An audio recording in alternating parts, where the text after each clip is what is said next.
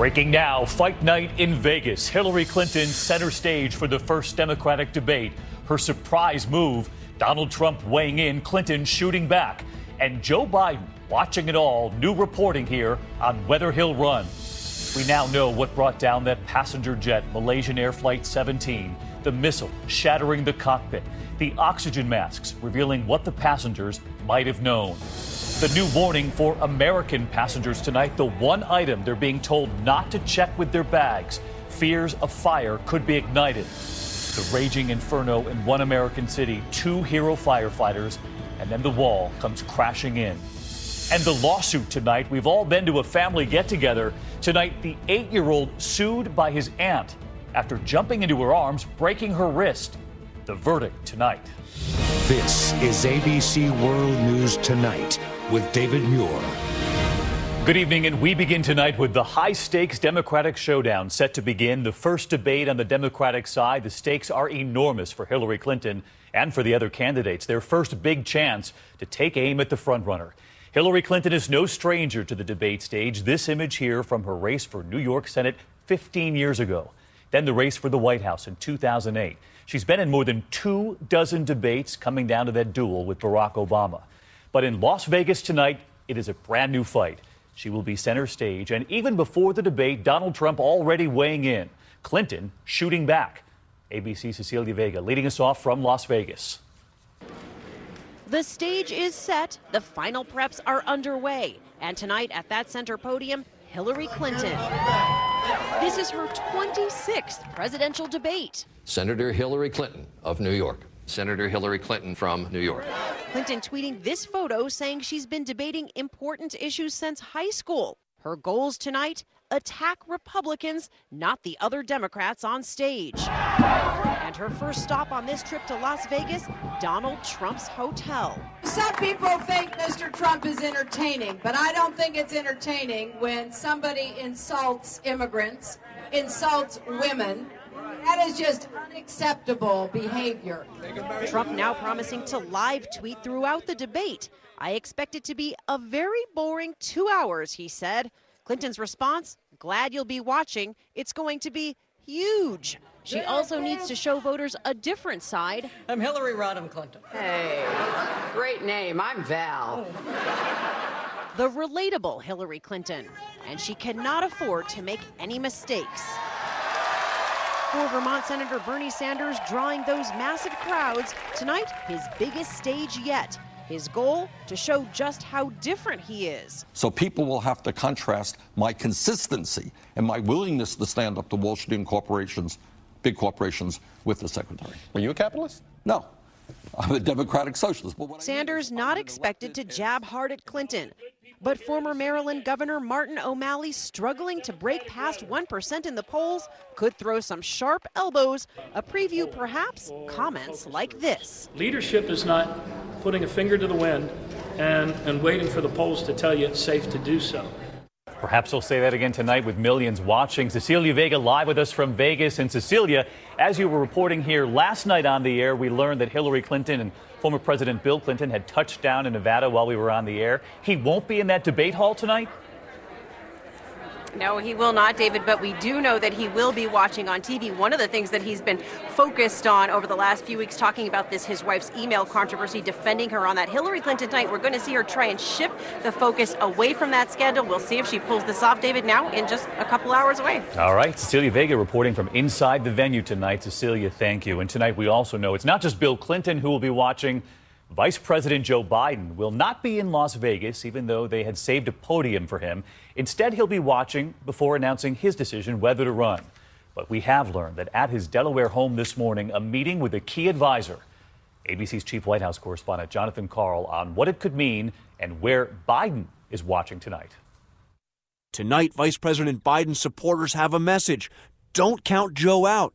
He might still run. Hi, how are you? The group Draft Biden is out with a new ad today using words from his speech to the last Democratic convention. It's about respect. It's about your place in the community.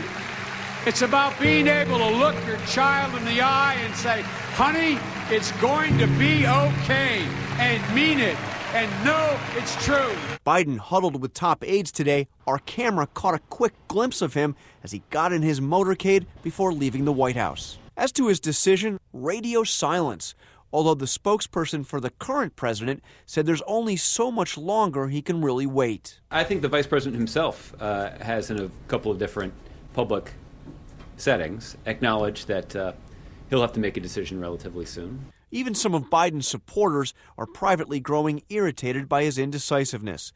As one told ABC News, the window is closing quickly. All right, a lot of Americans want to know, too. John Carl, back with us tonight. You've got some new reporting about what Biden has planned this evening, where he'll be watching. Well, he'll be watching from home at the vice president's residence. And if he truly hasn't decided, David, it's hard to imagine that what he sees in that debate and how Hillary Clinton does will not be a factor in his decision. But before the debate, he's having a high school reunion at the VP's residence, getting together with his old high school buddies. Wonder what his old buddies will be telling him tonight. Yes. Perhaps run, Joe, run. John Carl tonight. John, thank you.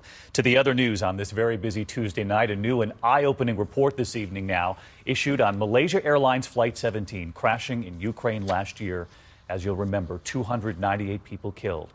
Tonight, investigators say it was likely a Russian-made missile. This is their animation that shattered the cockpit. Pieces of the plane now put back together, and you can see the part of the cockpit there gone. Now the images of the oxygen masks as well that might shed light on the passengers' final moments.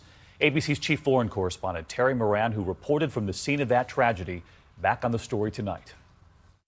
At an airbase in the Netherlands today, the shredded front section of the Malaysia Airlines plane, reconstructed by investigators, loomed like a grim ghost over the press conference. Flight MH17 crashed as a result of the detonation of a warhead outside the aeroplane. July 17th last year, the Boeing 777 shot out of a clear blue sky as it flew above war-torn Ukraine. Months of painstaking work shown in that remarkable video released today allowed investigators to reconstruct the final moments of the flight, which they animated dramatically. This warhead explodes to the left and above the cockpit of MH17. Last year, we were on the scene. This was the cockpit of the plane, and this is the kind of thing that investigators are going to be looking at. Is this shrapnel damage? Is it damage from the breakup of the plane?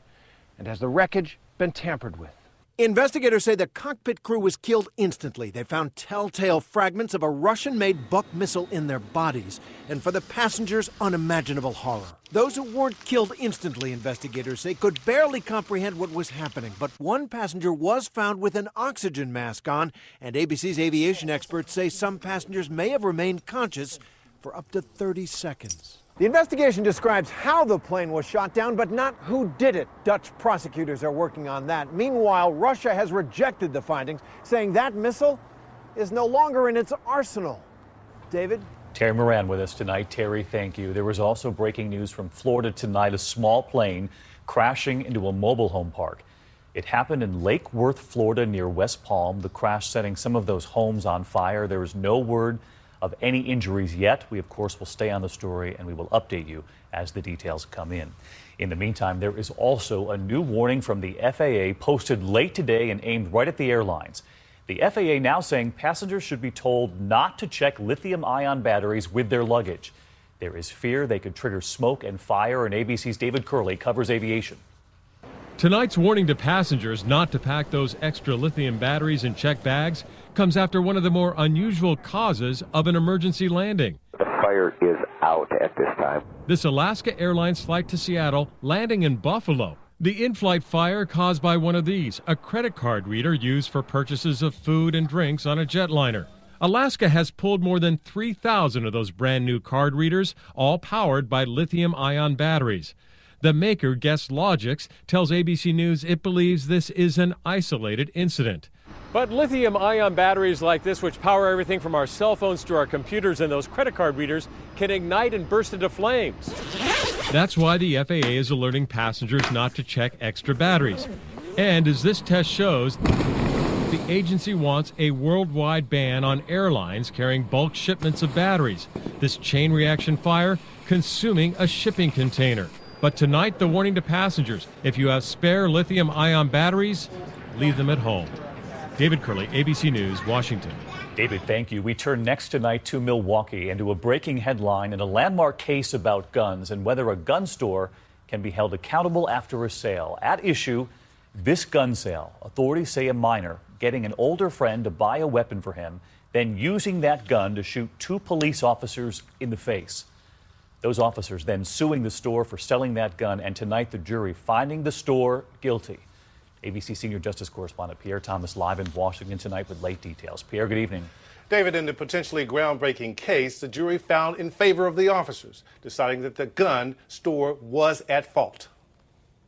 The jury was asked if Badger Guns was liable in the shooting of 2 police officers. The jury answered this question, yes. The case began with this altercation between 2 Milwaukee police officers and this suspect. It ended violently with each policeman shot in the face, leaving them scarred physically and mentally. I felt like I didn't deserve to live anymore. I actually considered committing suicide. The officers deciding to sue the gun store where the weapon was illegally purchased. Julius Burton, the suspect who shot the policeman, was too young to buy a gun at the time.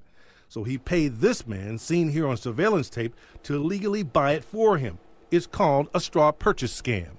According to the lawsuit, the gun store approved the sale despite a number of irregularities, including that the man filling out the form first noted the gun was not even for him. The officers and Milwaukee authorities claim Badger Guns was a rogue store, that between 2006 and 2009, more than 1,800 guns from that dealer were used in crimes. But gun store officials say they never intentionally sold to criminals. The last thing we want to do is put a gun in somebody's hands that's going to commit a crime.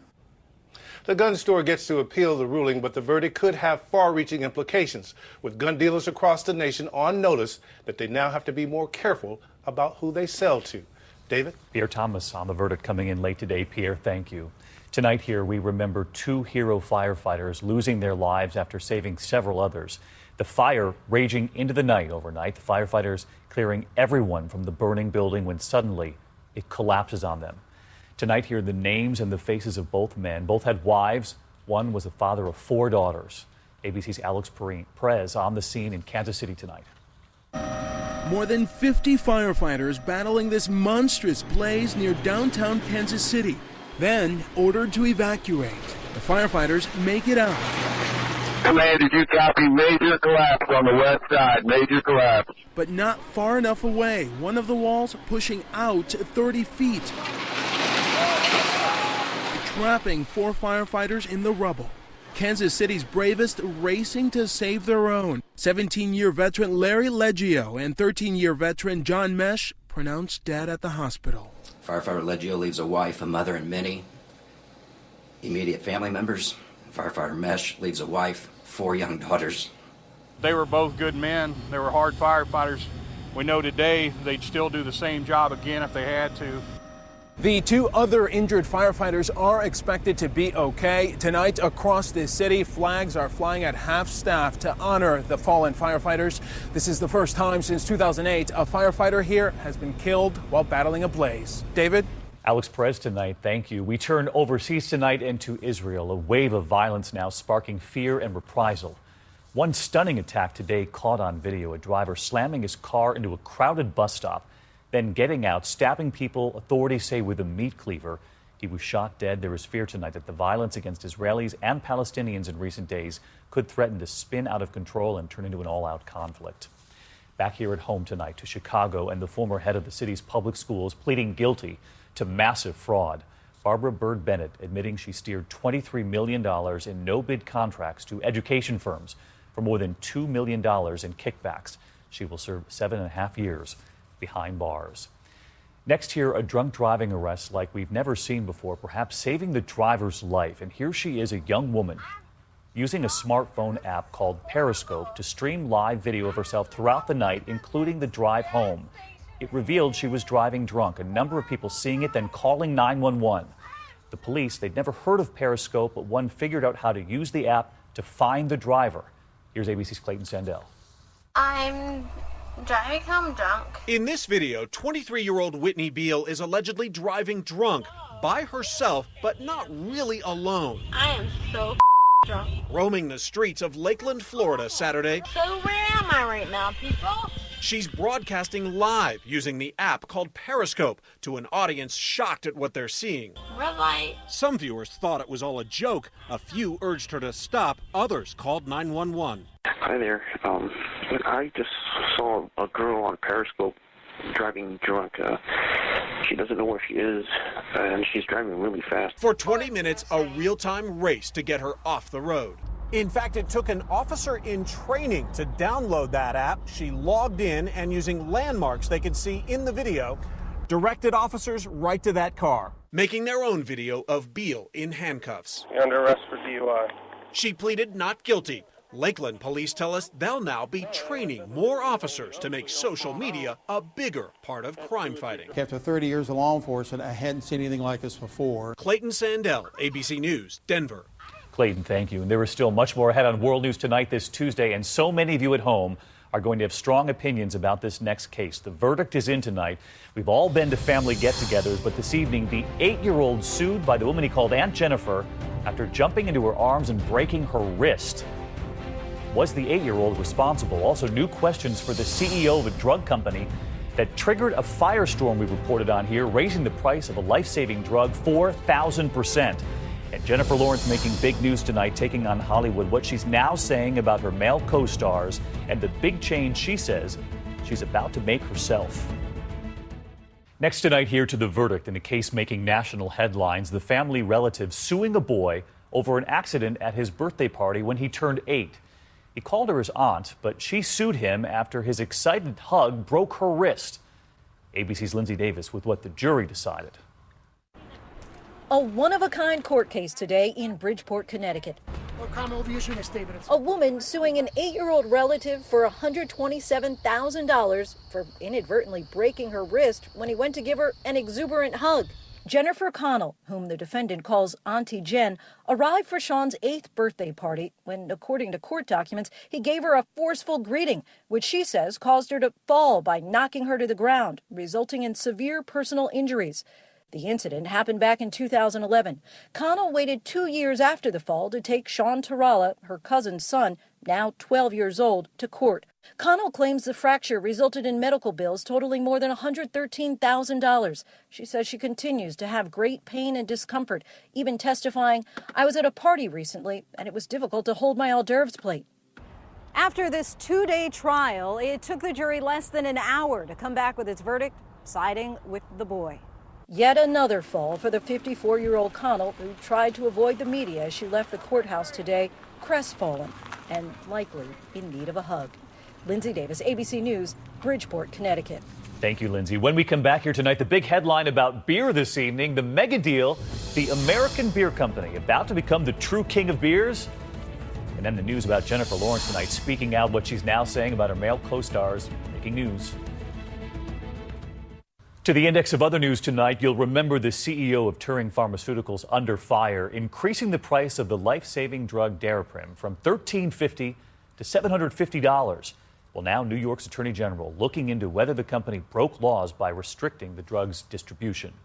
A mega deal involving the world's two biggest beer companies, Anheuser-Busch agreeing to buy Miller. The merger worth $104 billion. The company will control Budweiser, Corona, Stella, and Miller Lite. The deal needs government approval. Jennifer Lawrence blasting Hollywood's pay gap tonight, saying she was angry when the Sony hacking scandal revealed how much less she was being paid compared to male co-stars. She writes online now about failing as a negotiator, saying she didn't want to seem difficult or spoiled. She now warns she's over being likable when making deals. Finally, this special delivery at 30,000 feet, and the question, is the baby American? Here's Neil Karlinski. Passengers usually reserve applause for the captain after a happy landing, but this too was a happy landing of sorts. Baby girl. Just look how excited that flight attendant is, holding a brand new baby girl at 30,000 feet, born right in the middle of row 49. The China Air flight was headed from Taiwan to Los Angeles, but you can see on radar where it made a huge course change, steering towards Alaska for an emergency landing. But will the baby be a U.S. citizen? The law says if you're born within a 12-mile radius of American soil, you are. But we don't know yet.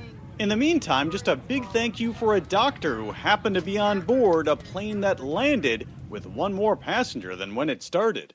Neil Karlinski, ABC News, Seattle. Always great when there's a doctor. We hope to see you right back here tomorrow night. Good night.